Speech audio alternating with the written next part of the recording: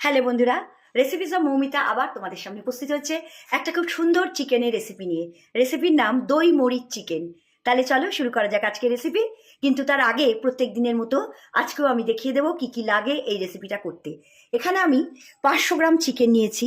চিকেনটা আমি ম্যারিনেট করে নিয়েছি। কি কি দিয়ে ম্যারিনেট করেছি আমি তোমাদের বলে দিচ্ছি।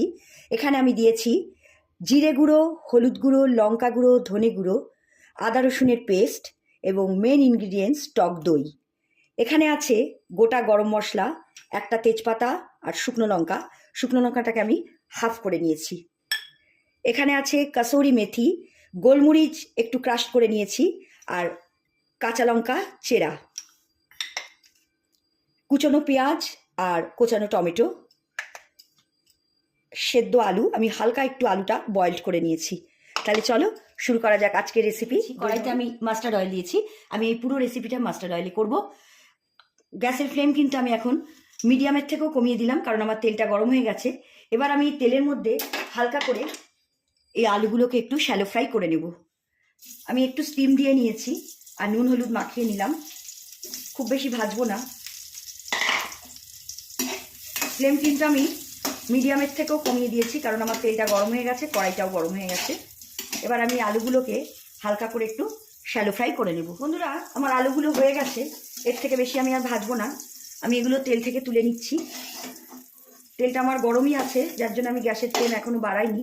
এবার এই তেলের মধ্যে আমি দিয়ে দিচ্ছি কুচিয়ে রাখা পেঁয়াজ আর টমেটো। এবার আমি এগুলোকে একটু হালকা ব্রাউন করে ভেজে নেব। ফ্লেম আমি এখন একটুখানি জাস্ট বাড়িয়ে দিলাম। লোয়ের থেকে একটু বাড়ালাম, কিন্তু খুব বেশি বাড়াবো না, তাহলে পুড়ে যাবে। এবার এটাকে আমি একটু হতে দেব। বন্ধুরা, আমার পেঁয়াজ আর টমেটো ভাজা হয়ে গেছে। এর থেকে বেশি আমি ভাজবো না। এবার আমি এই তেলের মধ্যেই দিয়ে দিচ্ছি একটা তেজপাতা, আর দিয়ে দেবো ফাটিয়ে রাখা শুকনো লঙ্কা। এবার এটা দিয়ে আমি একটু হতে দেবো। বন্ধুরা, এবার আমি দিয়ে দিচ্ছি গোটা গরম মশলা। এলাচের মুখটা কিন্তু তোমরা ফাটিয়ে নেবে, এটা আমি সবসময় বলি। এবার এগুলো দিয়ে আবার আমি কিছুক্ষণের জন্য এটা হতে দেবো, যতক্ষণ না এই গরম মশলা একটা স্মেল আসবে। ফ্লেম কিন্তু আমি মিডিয়ামের থেকে এখন কমিয়ে দিয়েছি। বন্ধুরা, খুব সুন্দর একটা স্মেল বেরোতে শুরু করেছে। এবার আমি এর মধ্যে দিয়ে দিচ্ছি এই ম্যারিনেট করা চিকেন। ম্যারিনেশন যত ভালো হবে, দই মরিচ চিকেন কিন্তু তত টেস্টি হবে। এখানে ম্যারিনেশনটাই মেন। এবার আমি এগুলো সব দিয়ে কিছুক্ষণের জন্য এটাকে আমি নেড়ে হতে দেব। ফ্লেম কিন্তু আমি মিডিয়ামের থেকেও এখন কমিয়ে দিয়েছি, লোতে আছে। এবার এটা কিছুক্ষণের জন্য হবে। বন্ধুরা, এই অবস্থায় আমি এর মধ্যে দিয়ে দেবো কাশ্মীরি রেড মির্চ। ঝালটা কিন্তু তোমরা তোমাদের আন্দাজ মতো দেবে। তোমরা যদি ঝাল খাও তাহলে তোমরা এমনি যেটা রেড মির্চ সেটা দিতে পারো। এবার এই সব কিছু দিয়ে আমাকে এটা হতে দিতে হবে। ফ্লেম আমি কিন্তু আর বাড়াইনি, একদমই লোয়ে রয়েছে। এটাকে আমি এখন আরও কিছুক্ষণ হতে দেবো, যতক্ষণ এটা থেকে তেল ছাড়বে। এই অবস্থায় এর মধ্যে আমি দিয়ে দিচ্ছি ভেজে রাখা আলু। আলুটা আমি আগে একটু হালকা স্টিম দিয়ে নিয়েছি। বন্ধুরা, আমার চিকেন কষা হয়ে গেছে, এটার থেকে তেল ছাড়তে শুরু করে দিয়েছে। এবার আমি এর মধ্যে এই বাটিটা ধুয়ে, যেটা ম্যারিনেট করেছিলাম সেটা ধুয়ে আমি এর মধ্যে কিছুটা জল দিয়ে দেবো। খুব বেশি জল এই রেসিপিতে ভালো লাগে না, একটা মোটামুটি আন্দাজ মতো দেবে। আর জল আমি এতে দেবো না।